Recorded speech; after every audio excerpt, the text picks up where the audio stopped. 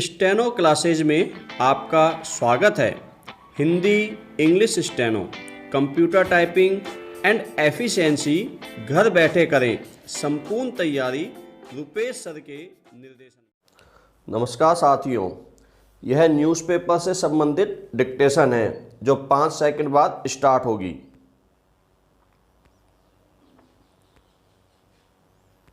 Start.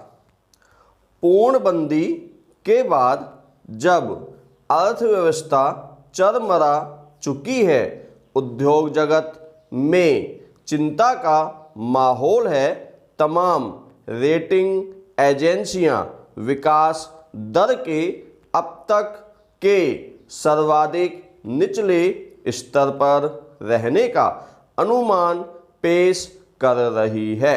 प्रधानमंत्री ने भरोसा दिलाया है कि देश फिर से विकास की नई ऊंचाइयों पर पहुंचेगा।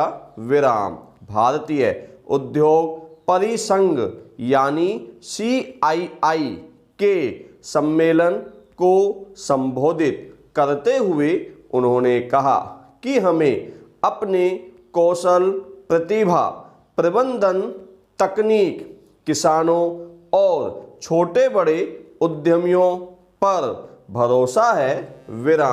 इनके बल पर हम फिर से दुनिया में आर्थिक शक्ति के रूप में उभरेंगे। प्रधानमंत्री ने अर्थव्यवस्था को संभालने के लिए आत्मनिर्भरता का मंत्र दिया है।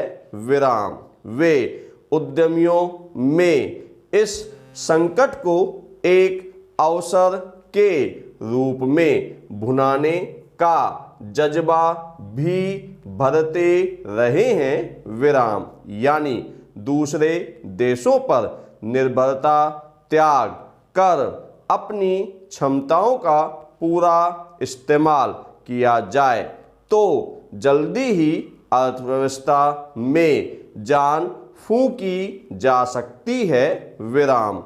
पूर्णबंदी के दौरान किसानों, छोटे और मझोले तथा बड़े उद्योगों को हुए नुकसान की भरपाई के लिए भारी भरकम राहत पैकेज की भी घोषणा की गई है, जिससे उन्हें फिर से अपने पैरों पर खड़ा हो सकने की उम्मीद की जा रही है।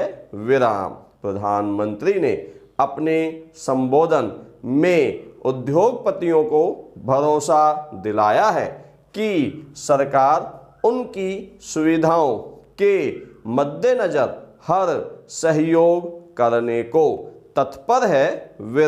निसंदेह इससे उद्योग जगत में कुछ ऊर्जा का संचार हुआ होगा। विकास के मामले में भारत पहले ही कई चुनौतियों का सामना कर रहा था। उसमें कोरोना संकट के चलते पूर्णबंदी की व्यवस्था ने उन्हें और बढ़ा दिया। वाहन उद्योग, खनन और ऊर्जा जैसे क्षेत्रों की गति थम गई। सबसे बुरी मार छोटे और मझोले उद्योगों पर पड़ी है। यह क्षेत्र यूं बहुत छोटी पूंजी से चलता है, पर रोजगार के सबसे अधिक अवसर यहीं उपलब्ध कराता है। इसलिए जब इस पर मार पड़ी तो सबसे अधिक श्रमिकों का पलायन इसी क्षेत्र से हुआ है। सरकार ने इस क्षेत्र पर विशेष ध्यान दिया है। इस क्षेत्र में निवेश की संभावनाएं बढ़ाने का प्रयास किया गया है। इनसे जुड़े श्रमिकों की स्थिति सुधारने, उनके भविष्य निधि में अंशदान देने के कदम उठाए गए हैं विराम। MSME की परिभाषा बदलकर इसमें निवेश की सीमा बढ़ा दी गई है विराम। पर यह चुनौती बनी हुई है कि श्रमिकों के पलायन और जमा पूंजी खत्म होने के बाद इनमें से कितनी इकाइयां फिर से अपने दम पर खड़ी होने का साहस दिखा पाएगी विराम पैरा। अर्थव्यवस्था काफी कुछ बाजार पर निर्भर करती है, जहां मांग बढ़नी जरूरी है विराम। हालांकि रिजर्व बैंक कई दफा बाजार में रौनक लौटाने के मकसद से ब्याज दरों में कटौती कर चुका है, पर अब भी स्थिति सामान्य होती नजर नहीं आ रही है विराम। फिर आत्मनिर्भरता के मंत्र का पूरी तरह पालन करना भी आसान नहीं, क्योंकि इससे प्रत्यक्ष विदेशी निवेश और तमाम देशों के साथ व्यापारिक करार बाधित होने का खतरा है विराम। पहले ही लोगों की क्रय शक्ति छीन हो चुकी है, बड़े पैमाने पर रोजगार जा चुके हैं, नए रोजगार के अवसर पैदा होने की जल्दी संभावना नजर नहीं आती। ऐसे में बाजार में ताकत भरना आसान नहीं है विराम। मगर बंदी के बाद जिस तरह फिर से उद्योग जगत दम भरता दिख रहा है और उसमें सरकार से सहयोग का यकीन पैदा हुआ है, कुछ बेहतरी की उम्मीद से इनकार नहीं किया जा सकता विराम। खनन, ऊर्जा, तकनीक आदि क्षेत्रों में भरपूर संभावनाएं हैं। उनका समुचित दोहन अर्थव्यवस्था को ताकत दे सकता है विराम पैरा। भारत में जासूसी का जाल बिछाने और यहाँ के कुछ सरकारी या फिर सैन्य प्रतिष्ठानों के अधिकारियों या कर्मचारियों को प्रलोभन देकर सुरक्षा संबंधी संवेदनशील सूचनाएं हासिल करने की पाकिस्तानी हरकतें कोई नई नहीं है विराम।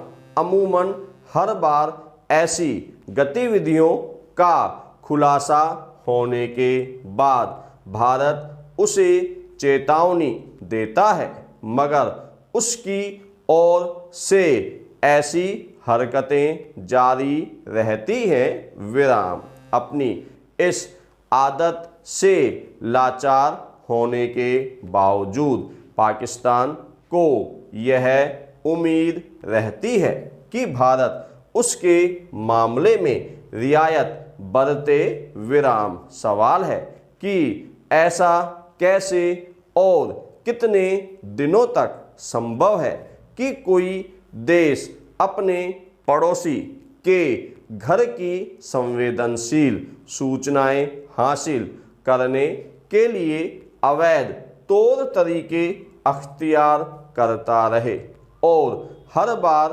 पकड़े जाने के बावजूद उसके साथ उदारता बरती जाए। गौरतलब है कि रविवार को दिल्ली के करोल बाग में 2 संदिग्ध पाकिस्तानी अधिकारियों को पकड़ा गया, जो जासूसी का जाल बिछाकर किसी भारतीय सेना और रेलवे की गतिविधियों के बारे में सूचनाएं हासिल करने की कोशिश कर रहे थे विराम।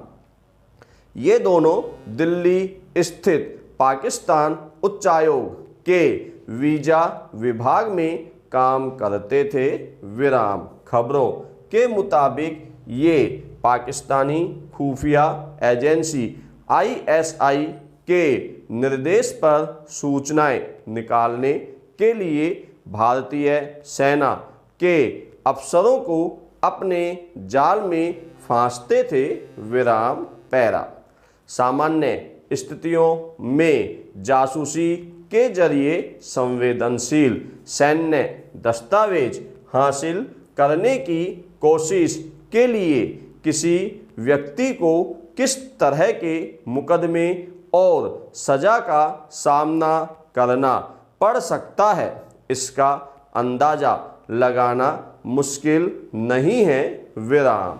लेकिन अंतर्राष्ट्रीय समझौतों और कायदों का ख्याल रखते हुए भारत ने इन कर्मचारियों को 24 घंटे के अंदर देश छोड़ने का आदेश दिया और वे चले गए। विराम। अफसोस की बात यह है कि इस घटना पर शर्मिंदा होने के बजाय उल्टे पाकिस्तान ने इस्लामाबाद में भारतीय उच्च आयोग के राजनयिक को तलब किया और आपत्ति हासिल की। विराम।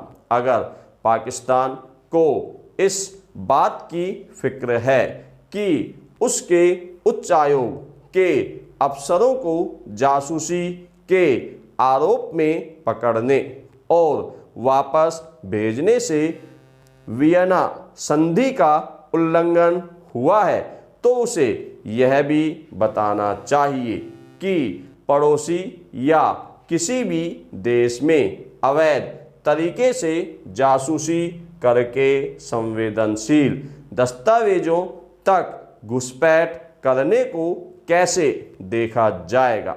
खुद पाकिस्तान अपनी सीमा के भीतर किसी बाहरी देश की ओर से ऐसी गतिविधि पर कैसी प्रतिक्रिया करता, लेकिन रंगे हाथों पकड़े जाने के बावजूद पाकिस्तान अपनी गलती स्वीकार करने और उस पर खेद जाहिर करने के बजाय उल्टे अपनी अकड़ क्यों दिखा रहा है।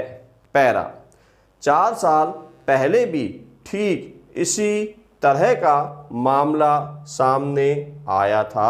विराम। हाल के वर्षों में भारतीय सेना के कुछ जवानों को हनी ट्रैप में फंसाने और उनसे संवेदनशील सूचनाएं हासिल करने की कोशिशें भी की गई है।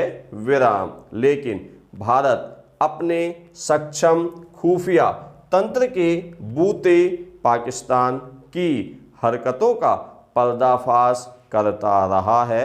विराम। अपने आंतरिक मामलों में बेजा दखल से लेकर नाहक घुसपैठ आदि के मामलों को लेकर भारत जब भी पाकिस्तान को सबूतों के साथ कठघरे में खड़ा करता है, तब पाकिस्तान खुद को पीड़ित बताकर दुनिया के सामने पेश करने लगता है। विराम। यह एक तरह से पाकिस्तान की फितरत में शामिल हो चुका है और यही वजह है कि अब विश्व समुदाय के सामने पाकिस्तान अपनी कोई बात कहता है तब उस पर किसी देश को सहज विश्वास नहीं होता।